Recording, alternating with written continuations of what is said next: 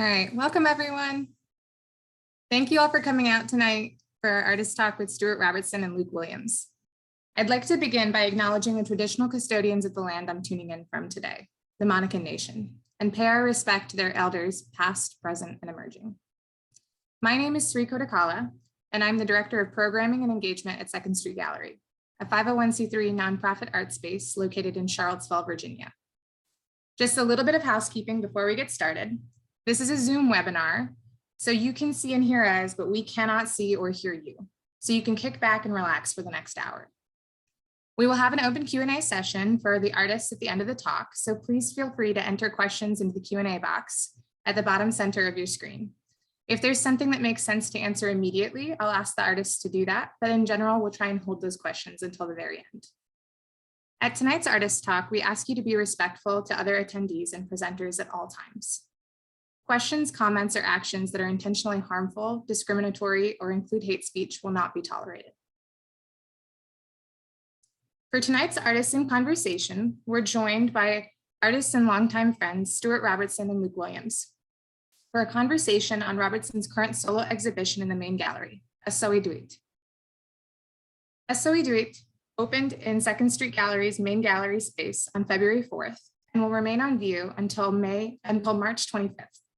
The exhibition introduces a new body of work developed between 2021 and 2022 that reflects on a decade of questions from a life lived between Jamaica, the United States, and Europe. The work emphasizes Robertson's practice evolving at the intersection of figurative and abstract painting today. This presentation at Second Street Gallery marks Robertson's first professional solo exhibition, providing the community of Charlottesville and beyond with a look at new work from an emerging artist committed to representing his family, friends, and community with care. This exhibition is a season 48 call for submissions pick and is generously sponsored by the Andy Warhol Foundation for the Visual Arts and an Enriching Communities grant from the Charlottesville Area Community Foundation. So before I hand over the floor to our artists, I'm going to introduce Stuart, or affectionately Stewie, and Luke. Stuart Robertson, born 1992 in Kingston, Jamaica, is a mixed media artist who paints collages and assembles images of Black life, inspired by the nostalgia for his birthplace, confrontations with the American dream, and fantasies of the African diaspora's future. His creative and educational practices prioritize interdisciplinary discourse and aesthetic innovation that better serve the representation of the Black diaspora in contemporary art. Robertson received a BA in studio art from Davidson College in 2015, a master's in education from the University of Pennsylvania in 2018, and an MFA from Stanford University in June of 2020. He was a 2020-2021 graduate fellow at the Headland Center for the Arts and an honorary artist in residence at the Kala Arts Institute. Robertson is currently a full-time teaching artist in residence at the Lawrenceville School in New Jersey, and is a prize-winning finalist for the Smithsonian National Portrait Gallery's competition in 2022. Luke Williams is a scholar, artist, organizer, and critic of the 20th and 21st century Black performance and visual cultures. His work, which spans embodiment, portraiture, racial capitalism, Afrofuturism, and the aesthetics of the Black radical imagination, focuses on Black diasporic art in the Americas and broader Atlantic world. Williams is a PhD candidate in modern thought and literature at Stanford University. He most recently held fellowships for the Committee of Black Performing Arts at Stanford and the Jefferson Scholarship at the University of Virginia. Thank you to both Stewie and Luke for joining us this evening. I'm going to hand things over to the both of you. Right on. Thanks, Sri, the wonderful introductions. And I mean, thanks to all of Second Street for hosting. I mean, this has been a really incredible, opening of the show, getting to celebrate Stewie and his work, just getting to work with y'all. It's been really special for me. And I'm excited that we can be here for a conversation today. Yeah, second that. Thank you very much. It's an amazing opportunity to, begin my hopefully long run of exhibitions and sharing work and being able to celebrate the people that either have cared for me or that I care about with a broader community. So I'm excited to be here, and yeah, thanks for doing this with me, Luke. Hey, man. Of all the Avengers that we've had, I'm definitely excited for this one. It was funny because Sri said, introducing the webinar format, and they can see us, but we can't see them, so they should sit back and relax. And I was like, oh, I don't get to relax, like for real. I'm hoping to chill a little bit. I mean, you never get to relax when it comes to me putting something together. So Man, we're not gonna start now. At some point, I'm gonna start applying for vacation hours. You can get PTO, that's cool. Oh, sick leave. All right, well, why don't we kick this thing off so people don't have to listen to us ramble a bunch. Speaking of vacation, you're having a little bit of vacation time-ish yourself. You can call it that. It's never really completely free time for us, it seems. But you're in Jamaica. And right now, what I'm seeing in your background, can you tell me a little bit about that? Tell me about where you're at. Oh, yeah. So I would say I'm at home, but my parents would say it's their home. So, clarification necessary. But yeah, I'm in Kingston right now. I've got 2 weeks off from teaching for spring break. So I haven't been here in like over 2 years. So I came for my mom's birthday, December 2019, and haven't been back since. Partially because I was working on the exhibition over the last Christmas break. So I couldn't actually, take that time. But yeah, that's where I am. I've been able to reconnect with some friends and family, and, bringing together people not in the same way that we were in the exhibition space, but, having dinners with friends who before I might have tried to do them separately. But now when you're short for time and you're kind of in the mode of just trying to bring it all together, it's been nice to kind of have those interactions. And, Miera, my wife, was here with me for a few days, and then she went back to New Jersey. So not New Jersey, to New York. So now I'm kind of like really getting to sink in and, taking the heat in my bones and stretch out a little bit, maybe recess into my teenage version where I was sleeping till, a little bit too late, going to bed too late. But it's been nice. It's been cool to be here and reconnect. Yeah. Nice.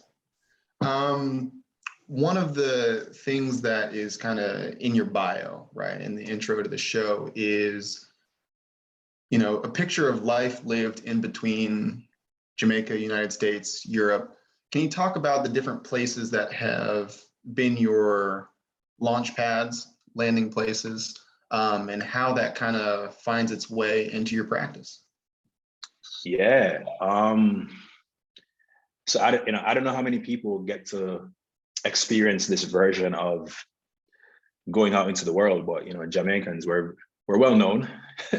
Small island, big footprint. So it's been relatively easy for me to go out into the world and say, hey, I'm Stewie from Kingston, and that automatically gets me a little bit of grace. And I've kind of found that in some places it makes a huge difference, but in other places I'm just a black guy in the room, right? Sometimes I'm the tall black guy, sometimes I'm the educated one, sometimes I'm the one that didn't get dressed properly for the event. Other times I'm overdressed for the event. So there's all these different ways I get to present myself. But it always kind of comes back down to Jamaican artist, insert context, right? And that has also conditioned me to become very observant. And I noticed that, all the places I've been in, I can blend in if I choose to, or I can find different ways to stand out. And I've really come to appreciate the way that community plays a role in that. So, I've been to the US for high school. I went to boarding school at 16. That was in the Northeast. Then I went to undergrad in the South. So I lived there for an extra year after my 4 years at Davidson. And then, I went back north for 2 years, went to California for 3. In the middle of all that, I've been to London, I've been to Venice, I've been to the DR, Fiji, Ghana most recently. Oh no, I also went to Colombia after the show. And there's this energy within the Black communities there. And I pay attention to it because that's how people see me, right? Their first question is, are you a part of that community? Then they hear me talk, and then it's like, oh no, you're not, but you look like them anyway. So how do you fit into this conversation? And I've found that I find myself asking, wait, how do they fit into my conversation, right? Because I'm trying to represent people who either look like me or share some kind of heritage or share some kind of like interests or future, future a potential future that might be quite similar, right? And it doesn't make sense to me to try to talk about like just Jamaican people at home, because they're Jamaican people in New York, and they're Jamaican people in the UK, and they're Jamaican people in Taiwan, right? So I kind of have to broaden my scope. And so I think it's been really interesting to try and figure out how diaspora shows up, not only in person when I'm traveling, but then in the music I'm listening to. So right now I'm big on like UK hip hop, and sort of it's not really like Afro beats. I guess it's more like Afro pop, but African inspired hip hop, right? Whether that's in the UK or the US or coming out of Africa itself. And I found that, the music, it all somehow feels like it relates to Jamaica. Like I take a lot of credit. Like, oh yeah, we started that thing, or that they took that slang from Jamaica, right? But then you start reading literature, and you start to go, oh wait, actually we took that from Ghana, or we took that from, Nigeria, or, there's this interesting mix and match between like Chinese and Indian cultures that came to the Caribbean. So really, I've been using my travels and my life in different places as a reason to be involved or to be interested in a certain element of a history I don't quite know yet, without having to go too deep, because then I can see the people in front of me, and that gives me a little bit of context and content. And yeah, I'm just working with that to kind of, keep telling a story that other people might not get to experience for themselves, or even get to put out into a platform that can reach a larger audience. Yeah.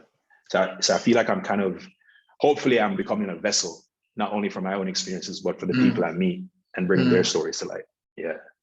I mean, I like thinking about it that way, right? Because I mean, you mentioned diaspora and showing up in different places, and places that might have a large Black population. And even if you're operating within the frame of diaspora, within the frame of like lineages traced either from West Africa or around, the globe, right? What's that diaspora to Thailand, like you mentioned? I think it challenges kind of our thinking of diaspora as a solid or stable entity, and more, challenges us to think about the flows of it, the wobblies of it, right? How it's kind of a porous framing, and if it's something that we want to feel stable or secure or even inclusive, like it's going to take work to get us there. And I want to bring it back to the exhibition in the sense of, what was it like coming to Charlottesville in that same frame of conversation, right? Like, this is like the mission of the show, right? Like, walk me through that.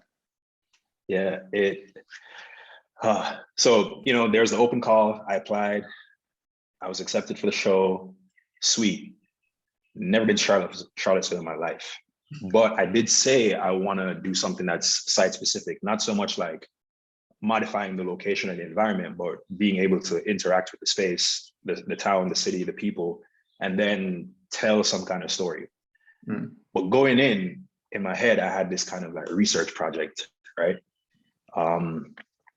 Because to be fair, when you Google Charlottesville, if you don't really know what to look for, you'll see, 2016 alt-right, activity. You see a whole lot of Thomas Jefferson. You see UVA, shout out your alma mater. But you see like a lot of stuff that doesn't quite scream positive versions of diaspora life, right? You see headlines. Yeah, but it's there. So I kind of had to figure out, well, what story do I tell? Because right now it's setting itself up to be a research paper on, you know, the legacy of like Jeffersonian rule or something, right?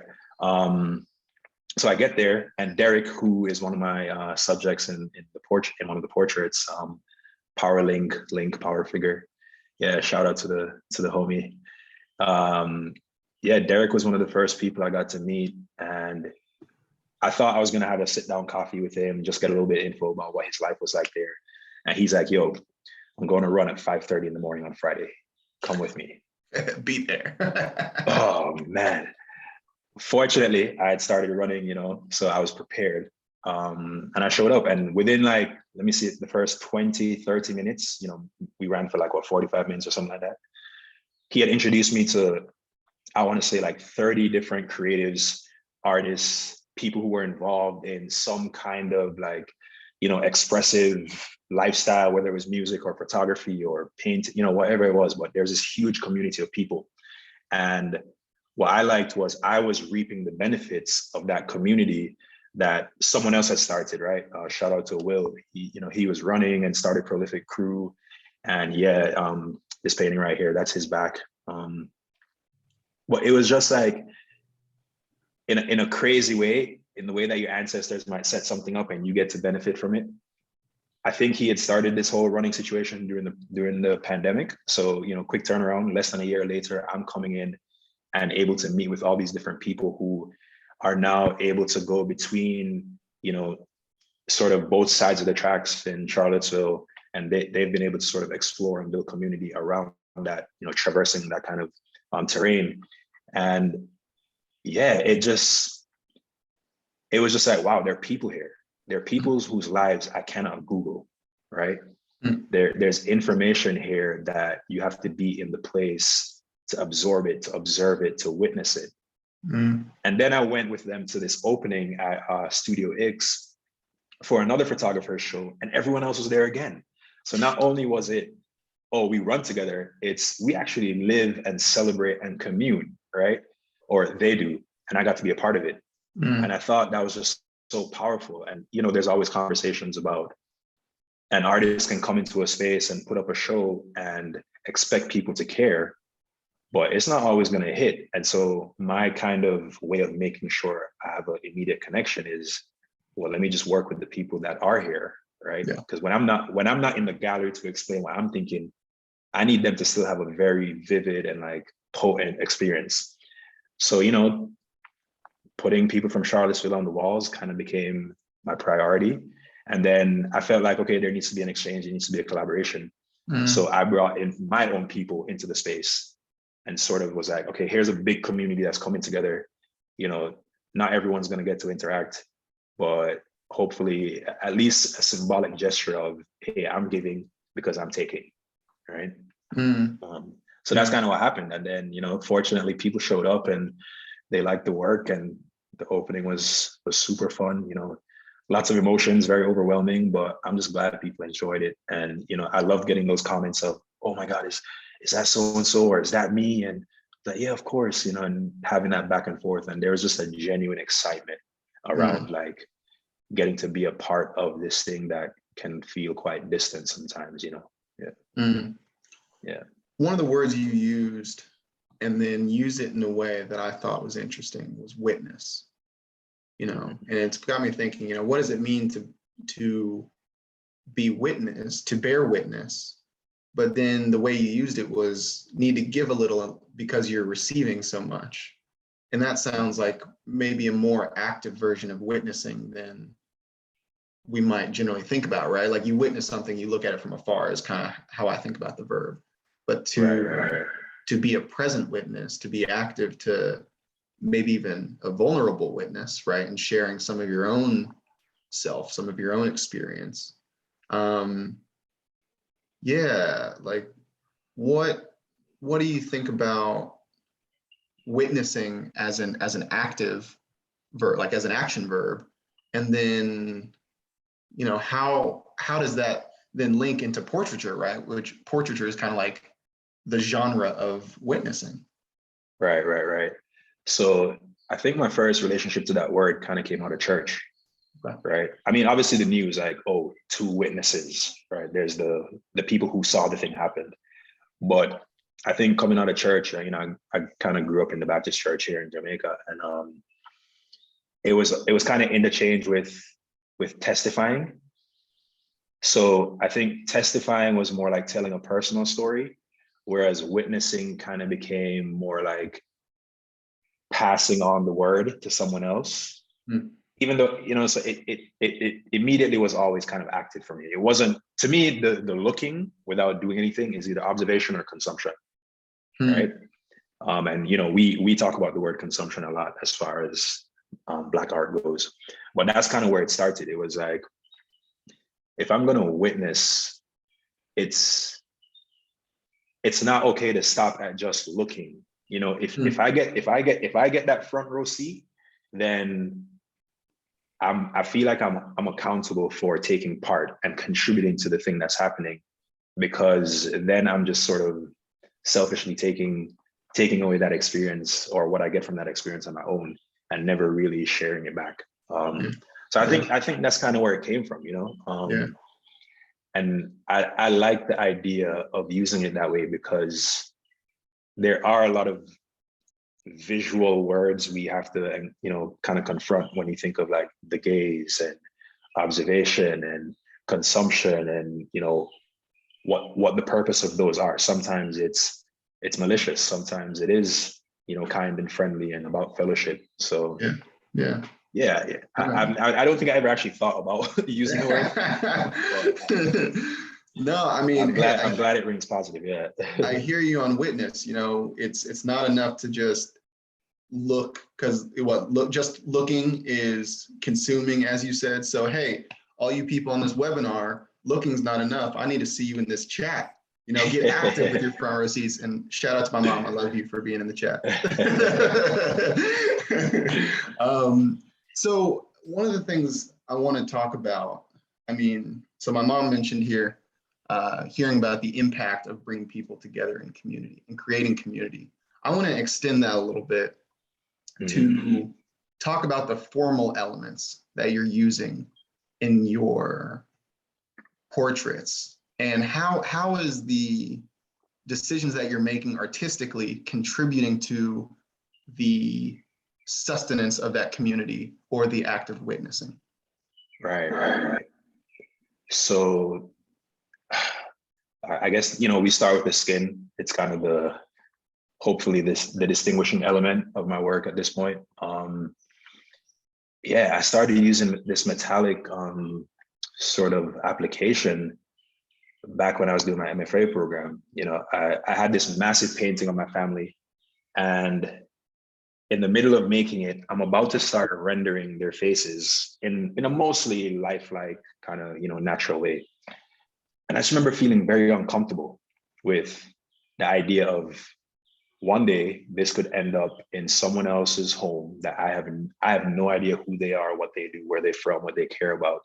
And they would just have this big old painting of my family in front of them, right? And I didn't really like that idea, especially because it was happening at a time when Black art, and, you know, specifically images with Black and brown people, right, was hot, and it was being bought and it was being sold at sort of kind of a more erratic than usual rate and sort of pattern, right?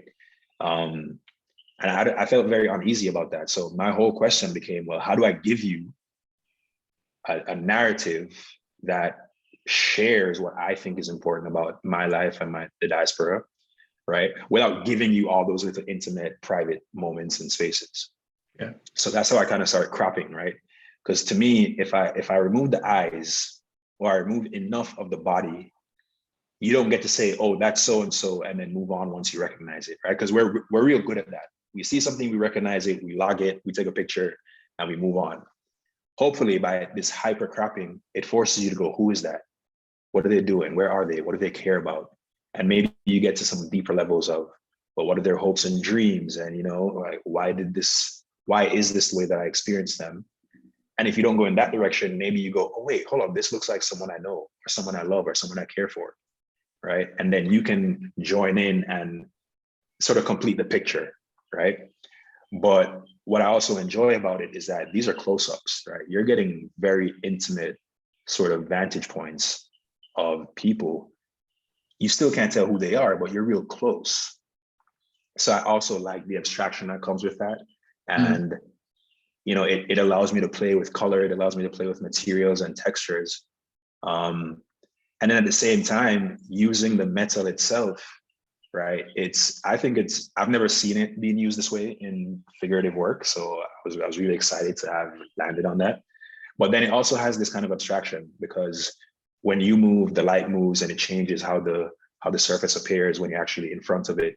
And then, you know, shine and glow and bling and reflection or non-reflection comes into play, and refraction, and all these different ways that signal how are you looking at this, which then puts it back on you as the viewer, right? How am I engaging the space and the piece?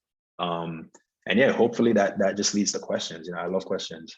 I'm kind of a know-it-all, so I like being challenged. I get triggered by people walking around giving all the answers.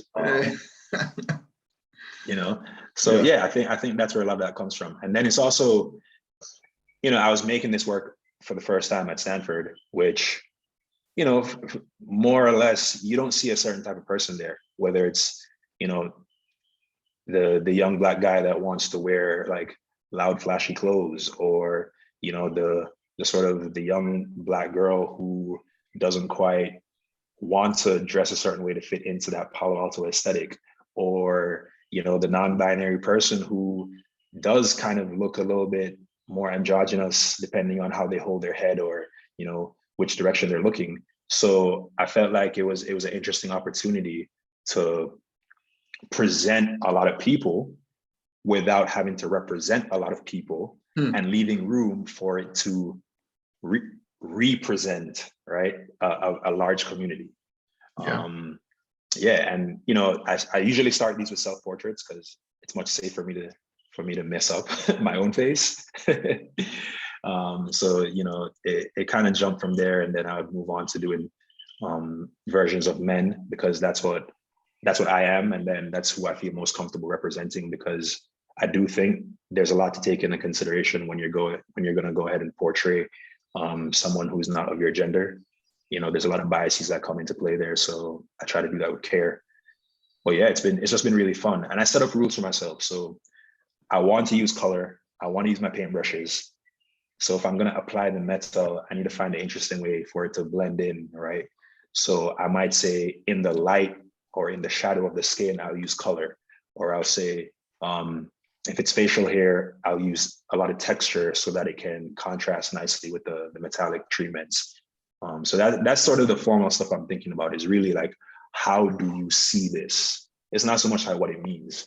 Yeah. It's kind of starting with the interaction first. Yeah. So I want to kind of slow down what you said a little bit and try to staple a few things together, because it was, I think, very important and worth really sitting with. So starting out, working from an experience that you want people to have, or like recognizing how the medium of painting can have an effect on people's interactions with themselves and the world in which they live. And then you had what you just said, right? Like, you wanted to present people without representing a people, acknowledging that when our mode is in like quick look capture with our minds, right? Take a pic, or we look at it, log it somewhere. I think worth pointing out, right? Like, that's also the language of stereotype, right? Like the quick look and register immediately. And also like the language of commodification, right? Like, we know what that is, we can sell that thing. And so by slowing down that looking process, trying to get the viewer to activate their imagination in the co-creation of that experience, right? Who is this person? Who am I in relationship to this person? Am I empathizing, or am I even imagining alternative lives for who this person might be, while also maintaining, like, it is a real person. Like, you are putting people on the wall who are cropped, and when the people who see that portrait recognizes themselves, like they can feel good about being on the wall while not being completely exposed to quick consumption. So I think those are incredibly important points that you're really hammering home by like engaging with the frame and the metal and like the formal qualities while thinking about the experiential. So I, just really wanted to highlight that because I thought it's really powerful and didn't want people to miss it. Yeah, appreciate that. Yeah, I'm seeing a question coming in the chat here. Let's see. Okay, so talking about cropping, got Zoe Edgecombe here. Decommodifying and as let the so okay, I'm gonna turn this question into one about cropping because you've talked about your frame for thinking about cropping, especially from like that Instagram aesthetic. And so I'm wondering if you could talk a little bit about like, where does the Instagram aesthetic meet the commoditization or decommoditization of the images that we see? Right. So I used to hate Instagram because in my head, it was like people take these pictures and then they throw a filter on it. And then they say, I'm an artist, I'm a creative.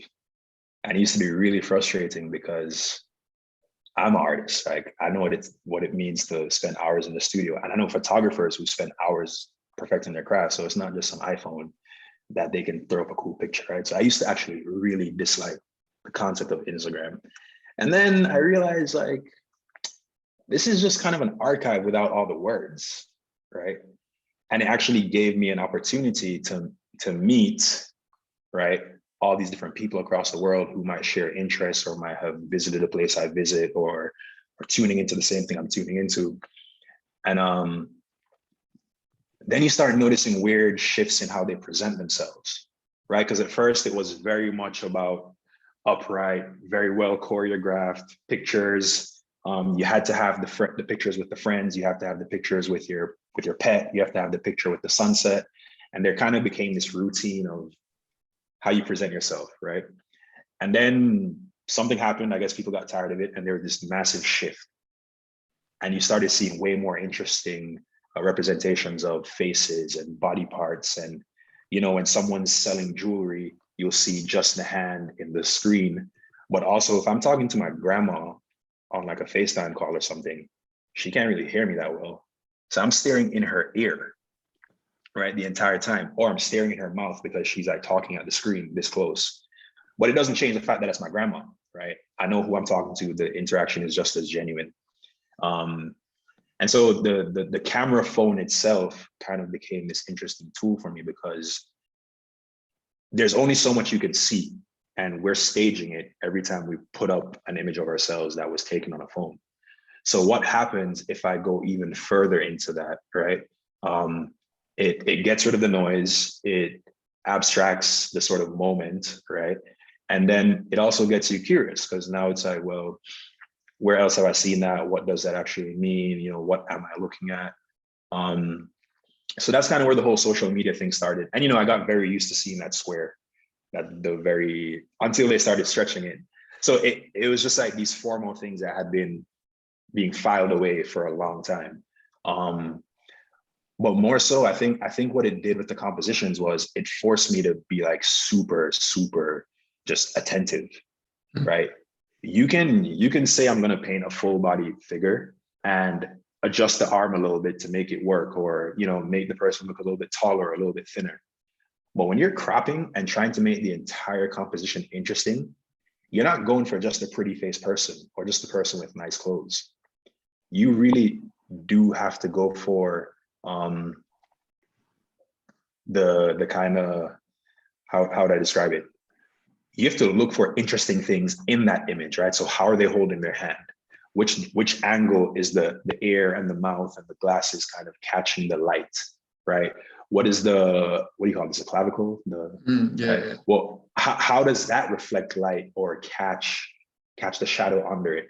And that kind of thing for me is less about like who this person is. It's just sort of like, what does it mean to be human? What does it mean to be alive? What does it mean to be inside, outside? And I need as much room as possible to experiment because I get bored real quick, right? So for me, it's sort of selfish. Like I needed ways to kind of I can take one picture of you and get 10 paintings out of it with this technique. Right? But it also helped me to get rid of the unnecessary information, in my opinion, and zoom in on the more, I don't know, the more interesting moments. And I feel like that's what a lot of us are trying to do. You know, we are ourselves in the world, but we're not always interested in the full picture, even though we want to acknowledge it, right? A lot of times we are just concerned with what's in our hands or what's on our mind or the thing that we're looking at. And so for me, it's just a nice way to be able to challenge myself to find compelling compositions while communicating an interesting enough narrative or asking a potent enough question. So we've got some really great engagement coming in from the Q&A and the chat here. I'm going to funnel some things your way because you're already talking about, like process, right? And especially that conceptual process of developing your thinking there. Can you talk about the nuts and bolts? You know, how do you make the thing? Do you start big? Like walk us through it step by step so people can replicate it and then, take your style. No, I'm just kidding. Yeah. I wish my wife was here to answer that question. I would basically tell her not to throw anything away because I need to see all trash that comes out of our house. I need to see it all. Eventually, I kind of felt more comfortable with soda cans and then really shiny products. So a lot of her makeup packaging, a lot of food delivery packaging. So what I do is I'll get a soda can, cut the top off, flip it because I'm not giving any free advertising and I'm not interested in the branding portion, right? It's really about the surface of that kind of aluminum. I guess it's an alloy, it's not pure aluminum. Use staple guns. Scissors are perfectly fine for cutting these up. You would think you need something crazy. Nope, I'm using regular desk scissors, office scissors. And it's a lot of tracing. I've gotten really good at sort of observing something and matching the line so that I can, replicate what's on top and underneath. But I pretty much lay down that. Start big too? You start big, like you're tracing on a large. Yeah, good, thank you. I paint first. I always paint the image first because I need a way to maintain the fluidity of that gesture, right? The moment you start building a thing, it can get super rigid and that's no fun, right? It becomes very inorganic after that. If I'm doing anything geometric, it needs to be like functionally relevant for me. I'm way more, I kind of like the rhythm of my painting motion. So I start there and then I'm just following those lines for the most part and seeing, where interesting corners and edges meet. With the facial hair, I always use a mixture of soil from wherever my studio is with paint and glue. So I've been, at Stanford, it was just regular dirt. When I was out in the headlands, I was using sand, like that very fine pebble from Rodeo Beach. Now that I'm in New Jersey on a boarding school campus, there's a lot of like green area, but it's also pretty heavily manicured. So I use soil plus sawdust to speak to the natural sort of synthetic. Dig into the lawn. Yeah. I would have some serious problems. So that's how I do the facial hair. And then after that, it's just painting. I'm looking at images, I'm looking at clothing. Recently, I started bringing in textiles. So a big part of that was developing this admiration for quilters and fashion designers and people who work with those materials because I never learned how to sew or anything like that. So, I use glue guns, I fake it till I make it. Eventually, I'll learn to use a sewing machine. But yeah, so I'm bringing in all these materials and I'm kind of just collaging at the end of the day, even though it's painting gestures that are creating the images and the lines. I'm really just collaging. And I really enjoy collage because it starts off where other people have made the images, other people have already put the thing out into the world. I just get to edit and remix it. I get to sample it, and that's kind of how I think of my practice. People are putting themselves out into the world. They've already presented themselves to me or to a group of us or to the rest of the world in a certain way.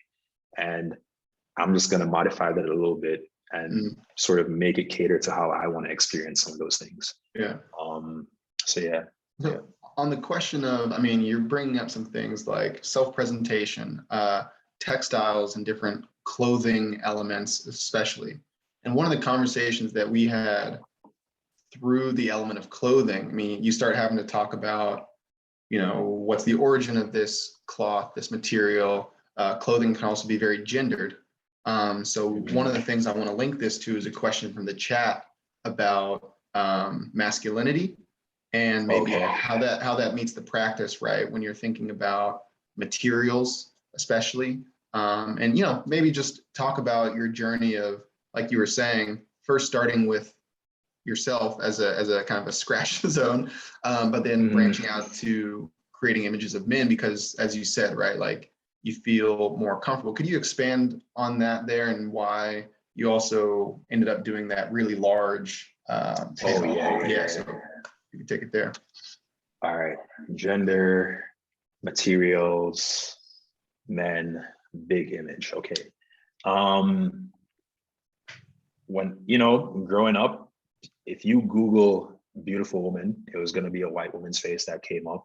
If you were watching TV or movies, it was probably, you know, white women on the screen, whatever it was in terms of the desirable, attractive character. So I never understood that I was processing that.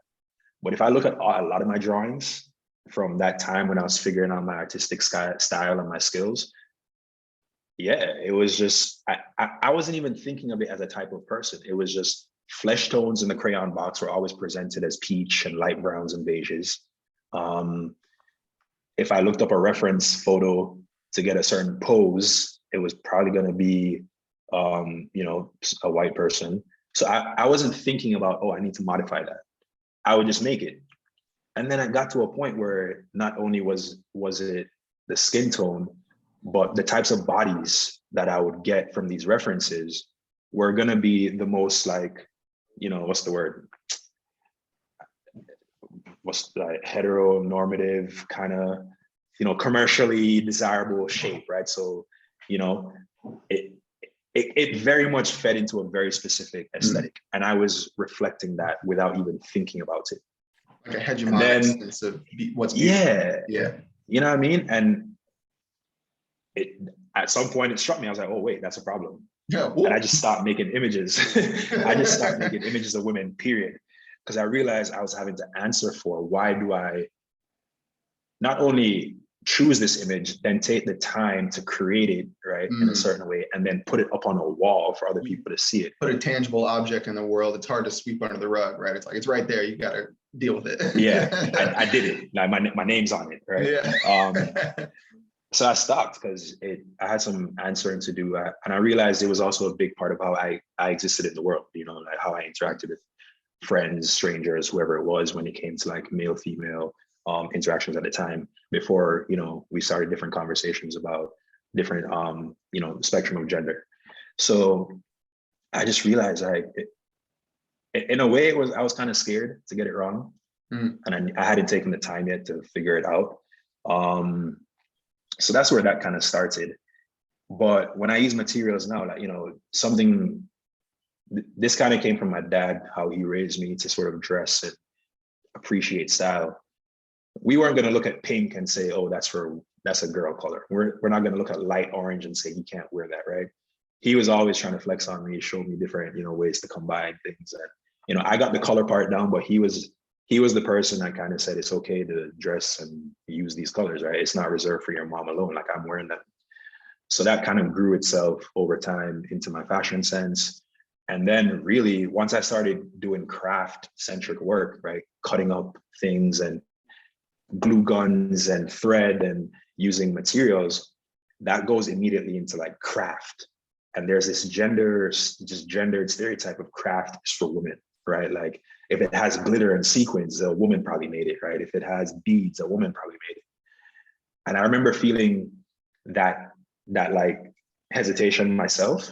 And I was like, wait, if I have a problem with doing this, that's a problem. So I went full force, right? And I dove in. And if I'm using materials from the world and the only two people in my home are me and my wife, of course, a lot of the materials are going to be, right, either or gender. So I couldn't care about that stuff, right? Like, I couldn't afford to be discriminatory to materials. And it really started to feed into this whole thing about it's all about how you present the thing. It has no innate meaning or gender or whatever it is. It's an inanimate object. So I kind of liked, and it also gave me so much flexibility. A lot of packaging for, you know, the women products in the world are just way more beautiful. They're way more attractive. I don't want to get left out of that conversation, right? So I'm using that stuff too. And it kind of, you know, it led to me thinking about fashion design and clothing and fabrics that are also, oddly enough, like that industry is run by men, but it's like for women commercially, right? Like if you look at the clothing that we get to wear, we have like 5 types of shirts we can wear, right? Button ups, long sleeve, short sleeve, a polo shirt, a t-shirt, and a tank top. If you look at the selection in my, you know, my mom's closet, she has like 1,000 types of blouses that she can pick from, or not in her closet, but just, you know, the racks that are available in the stores. So I don't know, it kind of felt silly to me to let gender be a thing in how I chose my materials. And that opened me up to going, well, if I'm not going to be like gender specific in my work, then I can't be gender specific in life either. So it forced me to also become a different kind of human in the world and how I interacted with people. So I really appreciated that kind of consequence. So yeah, you know, I had taken it out to the men in the work. It wasn't really about masculinity, but I am reflecting on myself and my experience as I'm making work and thinking through what I'm doing. And I just wanted to take the opportunity to put my homies on the wall, you know, and not just as like, oh, look at these guys who I think are cool. It's look at these young men who've played a huge role in my life. I mean, you know, friends who have given me their ear, right? You know, metaphorically giving me their shoulder, you know, homies that if I see them after a year or two, I'm going to give them a hug. It's not just dapping you up, right? And I want people to realize, well, I think I also need to do it for myself, being able to publicly say like, I love you, bro. I love you, man. I really appreciate what you've done for me in my life. I hope I'm doing the same for you in your life.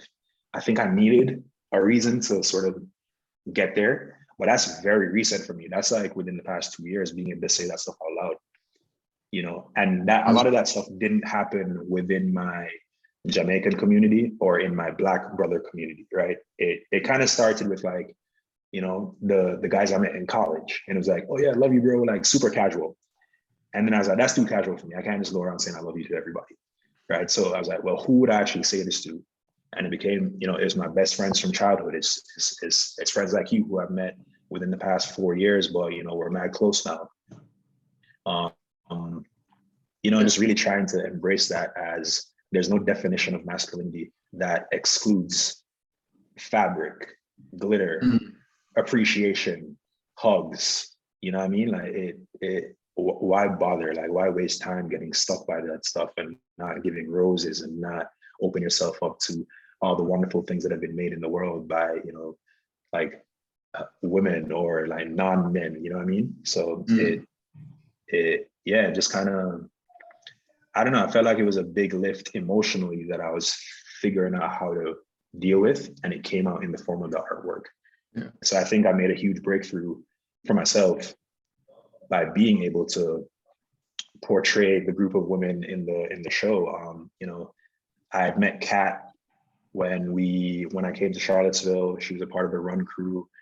You know, Jamaican heritage, came to the US for school, felt like we had a lot of overlap. We kind of kept in touch. And I realized I had a bunch of guys in the show. And I was like, hold up, that doesn't work. So I reached out, asked her to send me an image of like, hey, you know, what's it look like when you're in your element with your ladies? You know, what does it look like when you're just like, you know, you're in Charlottesville, you're just having a good time? And she sent me a bunch of images and I chose this one. I had to modify it a little bit to make sure all the heads lined up, but it really was just super exciting for me to be able to go just kind of crazy with color and the different shapes of women and the different interactions and the different ways they're holding each other and the way that they're holding themselves. And it was just so fun. And, you know, cropping it gives me a little bit of room to not have to think too much about the gender, which I think is an opportunity, but I also know I need to go back and ask myself questions about why that made me feel more comfortable. But now, yeah, this piece just became a lot of fun for me, man. Like, there's stuff I've done in here that I never tried anywhere else before, and I'm very excited about where it's going to go next. Yeah. Yeah. I mean, one of the things that I always appreciate so much about your artistic practice is, of course, the concepts are incredible. Of course, the skill is excellent. Like, of course, like all the things that people think like that's what it takes to be an artist. Of course, that's all there. But also, you don't exempt yourself from the transformative experience of art, right? Like, you actually let yourself open up to the process and to the impact that it can have, rather than being a fly on the wall or a rational observer. So much to be said about that term, right? Like, you're in here with the people who are being depicted and forming community. So I'll always love that about your work. One of the things you said while you were talking about clothing style and color was about like not being closed off to wearing pink or light orange. And it made me think a little bit, and you can, feel free to correct me here, just about like dance hall aesthetic. You mentioned bling, right? You mentioned light, shine, and like loud colors. And so I'm wondering if you can talk about Jamaican aesthetic, Caribbean aesthetic, and also, the name of the show, right? Like, where does that fit in? What, a lot of the titles of the pieces themselves. How's the Jamaican aesthetic showing up, and what's the significance to you in the work? So yeah, the title of the show is Suh Wi Dweet, and this is how we do it. A big part of that is kind of coming from the, if you know, you know, right? I'm not going to take my time to explain everything to you, but hey, this is how we do it, right? And that's kind of my own little protest. When I'm living in the States, oh yeah. Can I stop you real quick? Is it an exact translation, or is there anything lost in translation between this is how we do it? Not exactly. I mean, it's literally, this is how we do it. Yeah. Sorry to cut you off. Yeah. No, yeah. So, it's my own little protest. When I'm in the States, I'm hyper aware that I'm a Black person. In Jamaica, I don't have to think about that, right? It's mostly class and education. So for me, I get to sort of say, look, I'm not going to explain this to you. This is how we do it. Come as you are and experience it with me. And now, if we can get past that, right, I got some stuff to show you, right? So it's funny. In Jamaica, where we still deal with like our own gender biases, we still deal with homophobia, we still deal with like, a lot of legacy of sort of being colonized and, being very, very tied to religious practices and beliefs. And so a legacy of that is hypermasculinity, right? And the toxic versions of it as well. If you're in the dance hall, you're allowed to wear skinny jeans that you stole from your sister, right? For some reason, it works. If you wear jeans that are way too tight in regular life, it's not okay for some reason, right? But in a very specific context, it can be. And when I say in the dance hall, that it's not just like at a dance. There's also a kind of, it's reserved for some, like I couldn't say, oh yeah, I'm a part of the dance hall just because of like socioeconomics and how I look, right? But so it's also kind of this weird distinguishing descriptor sometimes that I'm still trying to figure out. But we all love the music, we're all a part of it, that part is taken care of. But what I used to observe is that you would have these groups of men that would have choreographed dances, and they're all wearing hot pink, lime green, pastel oranges, super shiny, like glitter. I mean, stuff that literally your younger sister would wear, right? But it was okay in that space. And then because the style was okay, it eventually grew, and now it's kind of normal, but it's not seen as unmanly, right? Because the reference is the dance hall space. So that whole thing kind of threw me for a loop, and I haven't done too much like academic review of what that means, but it's always stayed with me. And it also gives me permission to like bend gender norms a little bit in how I present faces or, you know, textiles and stuff like that. But in the dancehall, like the video light is one of the most activating elements of the space.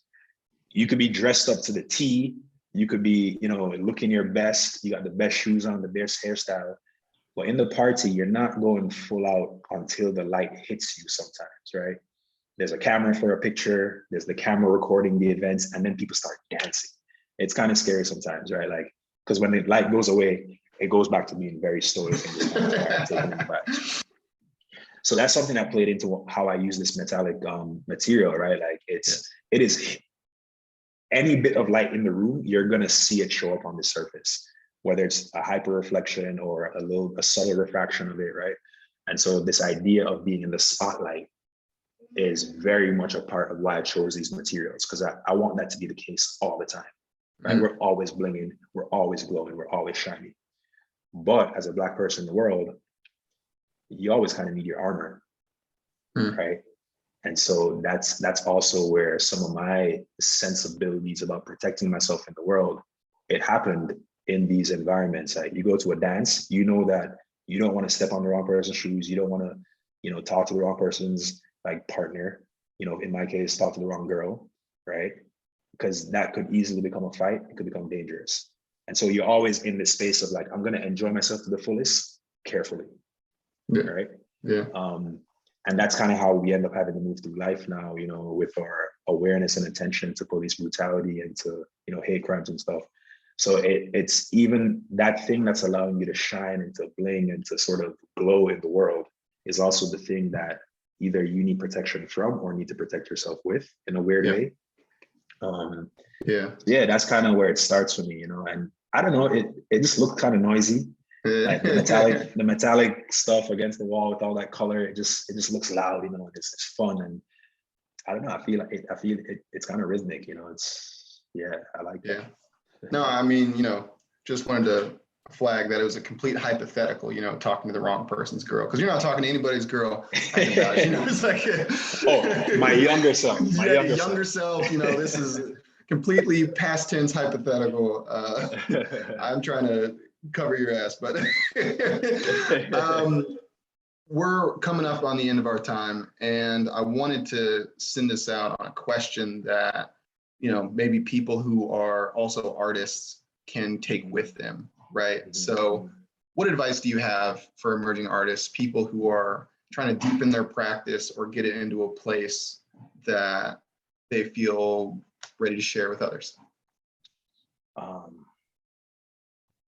People say this all the time, there's nothing new under the sun anymore. It's hard to be what we call completely original, but you could be the best at what you do. And if there's anything that's helped me is this sort of competitive bug to be the best at what I do, right? It's borderline insanity sometimes, but I really, really, really, really think personal satisfaction, professional success, it really comes from dedicating time and energy and educating yourself and asking questions and interacting with people and going to see other work and reading and just making sure that you really are trying to figure out how to fulfill those visions of what you can make and manifest them to the highest possible level of craft. When you do that, people know you care. They see the intention, they see the effort. Even if it's not the subject matter they're interested in, they will be impressed by how you made that thing, right? And that's probably the best thing I've been able to do, and the best advice I've ever gotten is just be the best at what you do. And then from there, you know, it gives you a little bit of credibility to go experiment and to move into spaces that you're not quite familiar with, because you already have the habit, right? You already have the habit of giving it 100% and making sure that you're going to respect the craft, because people came before you and people are coming after you, right? And they dedicated a certain time and energy to that thing to be even in the world now, right? When I think of quilters or painters or musicians, right? People love that stuff because it's so well made, you're not paying attention to its flaws, right? You need that to be a level of just fluid, and naturally occurring almost, right? So that's what I would say. And then, you know, find people that love your work, and then people that are honest so that they can tell you what they don't enjoy about it, even though they love you. Yeah. That's great advice. Great advice. Yeah, I think that brings us to the end of our hour. I mean, thank you everybody for coming, and be sure to check out Stewie's work. Buy it if you have the funds, the websites and everything that there is to offer. I hope people continue to engage with the work and with Second Street Gallery. Yeah, thank you guys so much. Like, honestly, I am so completely impressed by the two of you, and like, you guys are great orders, but also I was taking so many notes during this conversation of stuff I wanted to look up and like things I want to do for my own work, but just like there's so many possibilities, especially like in terms of perspective when you think about art. And I feel like you guys not necessarily talked about the exhibition, but kind of opened up the scope for everything else outside of it too. So thank you both for being here. And Stewie, we're so grateful that you applied for a show here, and so happy that you trusted us with your work. Oh no, I want to take a moment just to mention that we are open, so you can come and see Second Street Gallery. You can see Stuart Robertson's show in person from now through March 25th. We're open on Wednesday, Thursday, and Friday from 11 a.m. to 5 p.m. and Saturdays from 10 a.m. to 4 p.m. You don't have to make an appointment. You can just drop by the gallery.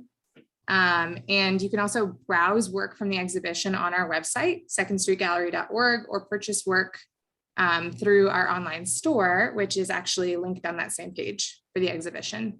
And if you're interested in purchasing some of the larger works, you can reach out by email at info@secondstreetgallery.org. And before we head out for the evening, I have a couple of events that are coming up at Second Street Gallery. So for those of you who are in the Charlottesville area and want to participate, and also for those of you who are out of state, we actually have some open call artist opportunities for people to participate in the future. So our first event is actually coming up this Saturday, which is Saturday, March 19th from 10 a.m. to 4 p.m. We're doing a family studio day, which is a free monthly event where families can gather in the gallery and make art together. And we have free art supplies, free prompts, and it is open all day for families with kids of all ages. And for this family studio day, we're doing it inspired by Stewie's work, actually. So you're going to get to make your own glittering portraits of your pets, your family, of anybody that you feel like inspires you to create a portrait. And then we have a call for community responses in collaboration with artist Christina Flowers, who will be having an exhibition at Second Street Gallery and the Dove Gallery in May. And this call for community responses invites people to share and participate by describing what community means to you. And you can participate through our website. It's an anonymous form, so you can share any of your free thoughts, and it will inspire some of the artworks that she actually will exhibit in her show in May. And then we have two open calls for artists.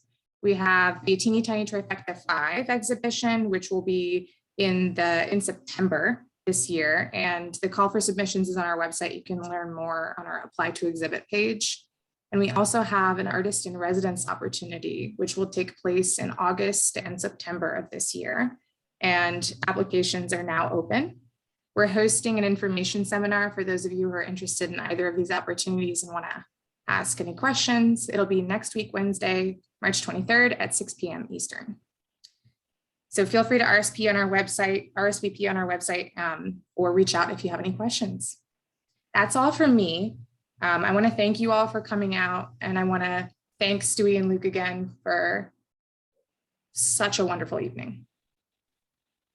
Thank you, Thank Sri. you, everyone. Thanks, Luke. Appreciate Thanks, you, y'all. Second Street. All right. Good deal.